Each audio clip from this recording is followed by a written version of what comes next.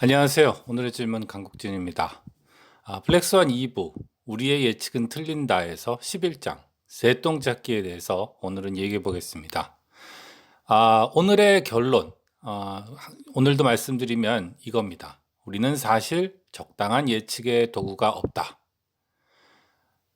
언제나 그렇듯이 오늘은 먼저 우리의 겸손이랄까요? 이제 그런 거를 상기 드리면서 시작해야 되겠는데요. 우리가 인류 역사를 되돌아보면 인간이 참 대단하죠. 대단해요. 우주에 우주선도 보내고 핵무기도 만들고 뭐 인터넷도 하고 대단하지만 사실은 그걸 되돌아보면 그게 그렇게 엄청 멋진 일만 있었던 건 아니거든요. 그래서 인류의 역사를 되돌아보면 뉴턴 일의 과학의 발전이라던가 화석 연료를 사용하게 됐다던가 인터넷과 컴퓨터의 발명 같은 것이 만약에 없었다면 인류는 사실 수천 년 전보다 그렇게 많이 발전한 게 없다는 걸 우리가 생각해 볼 필요가 있습니다. 예를 들어서 유클리드 기하학은 2300년 전에 만들어졌고 정리가 됐는데도 아직도 우리가 배우고 있죠. 우리한테 어려운 것이고, 플라톤은 2500년 전 사람인데 아직도 우리는 플라톤 철학을 공부하죠. 이 말이 말하는 것은 우리는 대단하지만 또 어떻게 생각하면 인류의 역사는 몇 번 안 되는, 대단한 발명과 대단한 혁명을 통해서 지금의 상태에 이르렀지, 우리가 조금씩 이렇게 된 게 아니라는 것이죠. 바로 그래서 오늘의 결론, 그리고 2부의 결론대로 우리가 역사를 예측하기 힘들다는 겁니다. 만약에 제임스 와트가 증기기관을 만들지 않았다거나 폰 노이만이 컴퓨터를 만들지 않았다거나 이렇게 해도 역사는 흘러갔을 거다라고 주장하는 사람도 있지만, 그러나 언제 이런 발명이 이루어졌는지 예측하기는 불가능하기 때문에, 그래서 미래는 예측할 수 없는 것이죠. 바로 이 같은 얘기를 역사주의의 빈곤이라는 책에서 칼 포퍼가 하고 있다고 나심은 말합니다. 역사는 예측될 수 없다. 왜냐하면 인류의 역사를 보면 대단한 발명이나 발견이나 어떤 혁신에 의해서 역사가 확 바뀌는데, 그런 게 언제 일어나는지는 우리가 알 수 없다는 거죠. 예를 들어서 우리가 언제 SNS 같은 것이 막 활발해질지를 미리 예측할 수 있을까요? 예측할 수 있다고 생각하시는 분들은 이런 걸 생각해 보시면 좋겠습니다. 이 기술이라는 것은 단순히 발명하면 역사를 바꾸는 것이 아니라는 것이죠. 지금 현재 세상에서 가장 오래된 금속 활자 인쇄소를 가진 것은 바로 우리나라죠. 직지심경. 그런데 우리가 여기서 질문을 할 수가 있어요. 그런 금속 활자 인쇄소를 유럽보다 먼저 가졌는데도 왜 고려인들은 문화혁명을 이룰 수 없었을까요? 그러니까 어떤 기술이 세상을 바꾸는 것은 그것이 언제 발명되는지를 알 수 없을 뿐만 아니라 문화적, 유행 같은 측면도 있기 때문에 더더욱 우리가 미리 이렇게 해서 혁명이 일어나서 세상이 바뀔 것이다를 얘기할 수 없다는 거죠. 그리고 우리가 여기서 또 생각해 봐야 되는 것이, 우리가 과거를 되돌아보면 우리가 이미 가진 것을 알고 있기 때문에 과거가 이렇게 쭉 변해온 것 같지만, 사실은 거꾸로 과거의 관점에서 미래를 보면 과연 과거의 사람들이 미래를 이해할 수 있을까에 대해서 생각하게 됩니다. 예를 들어서 마르크스가 미래를 생각할 때 이 마르크스가 말한 인간, 노동, 국가라는 개념 속에 어떤 20세기 들어서 발전한 석유 경제라던가 IT 경제, 이런 것이 포함될 수가 없었을 거 아니에요. 그리고 아무리 머리가 좋다고 하더라도 21세기 초에 이런 석유 경제와 IT 경제가 발전한 이후의 세상이 과연 어떻게 돌아갈지에 대해서 미리 생각하는 것은 불가능했을 거라는 거죠. 우리는 지금 전혀 다른 세상을 살고 있습니다. 그렇다면 어떻게 마르크스가 지금의 현대 사회를 미리 예측하고 이해할 수가 있을까요? 역시 칼 포퍼의 지적대로 역사는 미리 예측될 수 없다라는 것을 우리가 여기서 알 수 있습니다.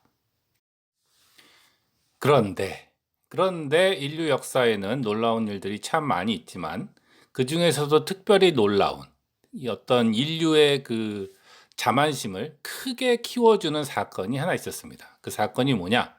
바로 인류 역사상 가장 성공적인 이론을 꼽자면 당연히 1등은 아닐지 몰라도 분명히 강력한 1등 후보가 되는 뉴턴의 물리학이 발전된 것이죠.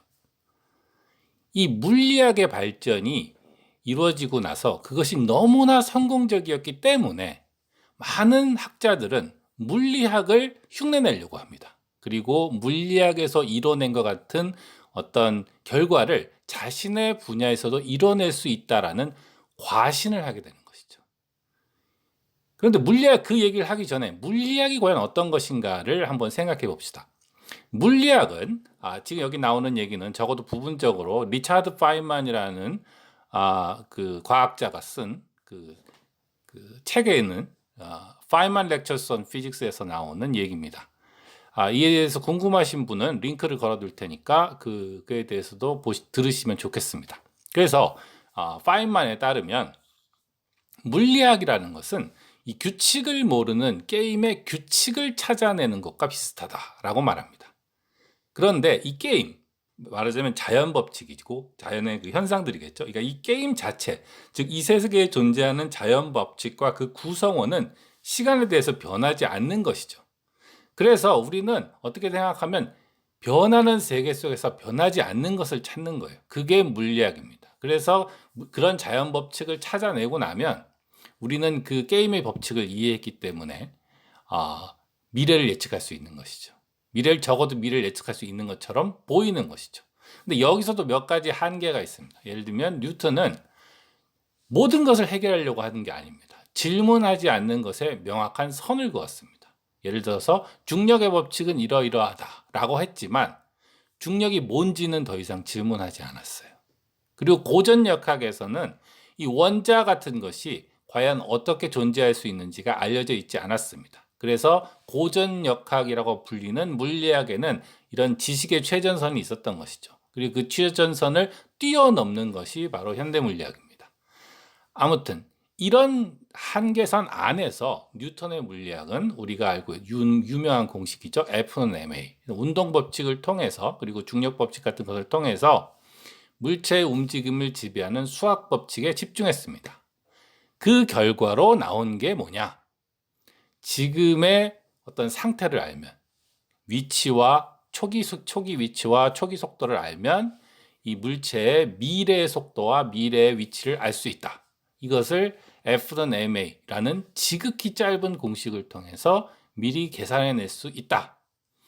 라는 결과를 아이작 뉴턴이 뽑아냈죠. 그러니까 사람들이 딱 보니까 사람이 이런 걸 할 수 있을지는 몰랐어요. 뉴턴이 나온 다음에는 정말 많은 것들이 바뀌었습니다. 사람은 절대 할 수 없을 거야 라고 생각하는 것을 할 수 있는 일이 많아졌죠. 그래서 이제 사람들이 자만을 하기 시작합니다. 사람의 머리라는 게 정말 똑똑하구나. 그런데 이제 먼저 얘기를 드리면 사실은 물리학의 세계에서조차도 미래는 언제나 예측 가능하지는 않다는 겁니다.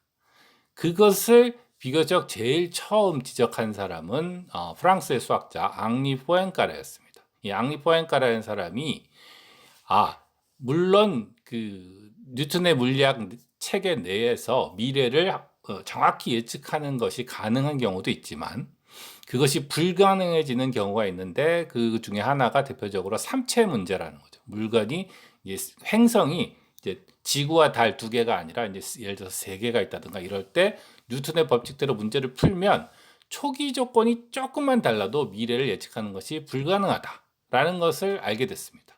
그리고 그 이후에 이런 게 참 많다는 걸 알게 됐어요. 예를 들어서 당구공이 충돌하는 것은 삼체 문제가 아니지만 당구공이 한번 충돌할 때마다 말하자면 우리가 초기의 속도와 위치에 대해서 가지고 있었던 어떤 불확정성이 점점 커지거든요. 그러니까 당구공이 몇 번 부딪히고 나면 그 당구공이 어디로 갈지를 미리 예측하는 것이 불가능해지는 것이죠.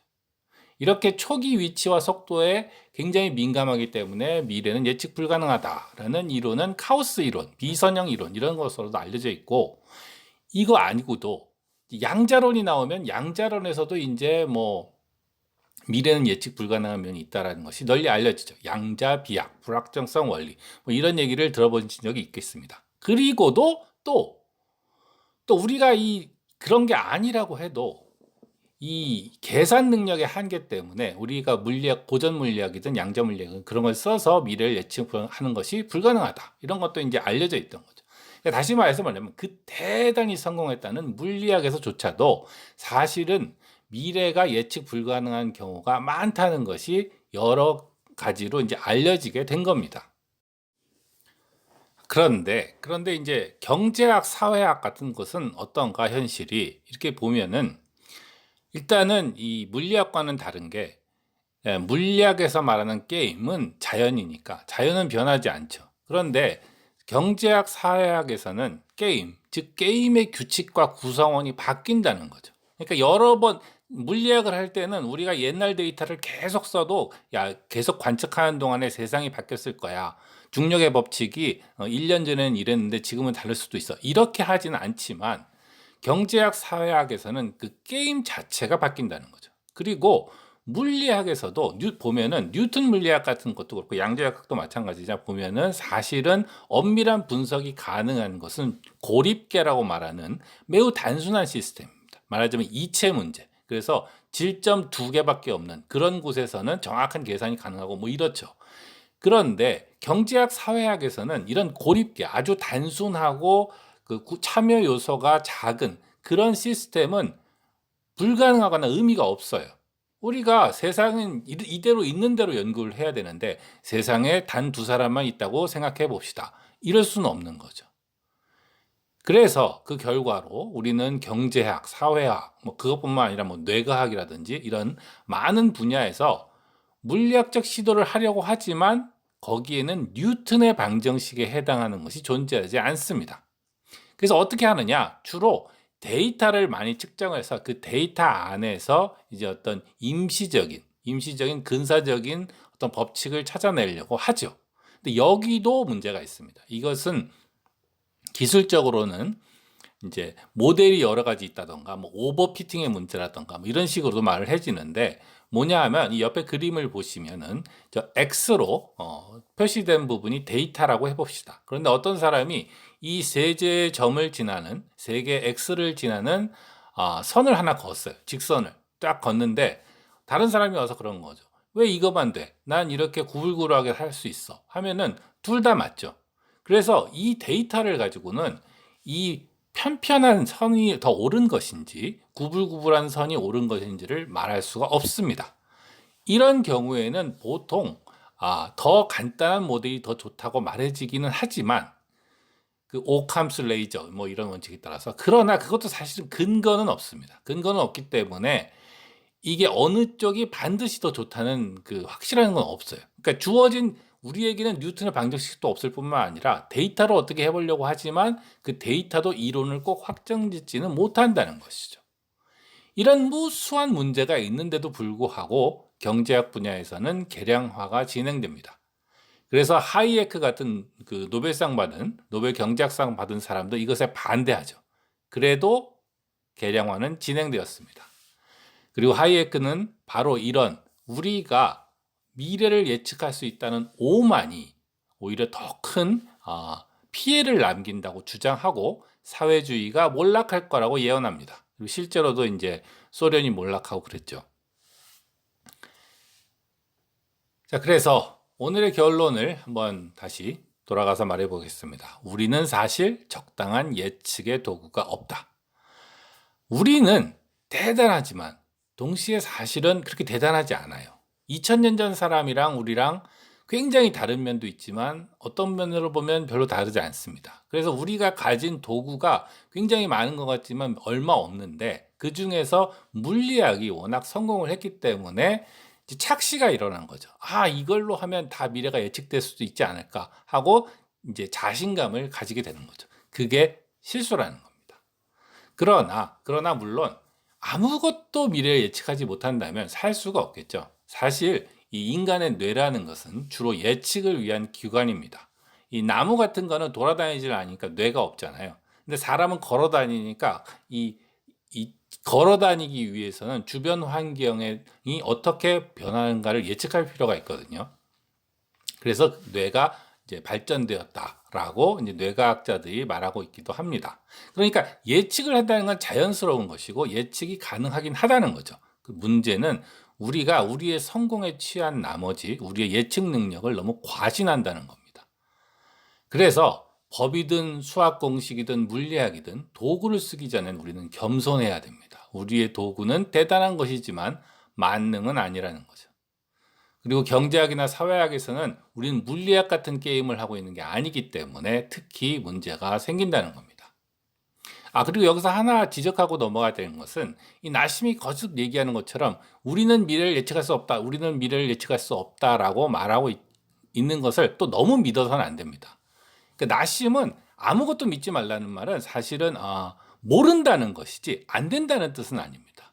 최근에 보면은 그 몇 년 전에 그 알파고가 유명했었죠. 그때도 사실은 바둑 같은 분야에서 컴퓨터가 인간을 이기는 것은 불가능하다. 많은 사람들이 그런 얘기를 했는데 결국은 바둑으로 이제 그 인공지능이 사람을 이겼죠. 이런 것처럼 미래에도 모든 것을 우리가 예측할 수 있는 때는 아마 올 가능성이 없겠지만 지금 못하는 예측을 미래에는 할 수 있는 기술이 생겨날 가능성은 있습니다. 그리고 그런 게 나타나면 또 세상이 확 바뀌겠죠. 우리가 그걸 예측을 못해요. 그것이 문제죠. 그러니까 우리가 뭘 절대 할 수 없다던가 절대 한다던가 이런 걸 믿지 말아야지, 예측이 안 된다 안 된다는 얘기를 한다고 해서 너무 무조건 예측은 불가능하다, 아무것도 예측할 수 없다, 이런 식으로 이해하시면 안 되겠습니다. 그렇다면 미래를 전혀 예측할 수 있다면 없다면 우리는 어떻게 살아야 되는가? 우리는 어떤 국가 정책을 펼쳐야 되고 개인적으로는 어떻게 살아야 되는가?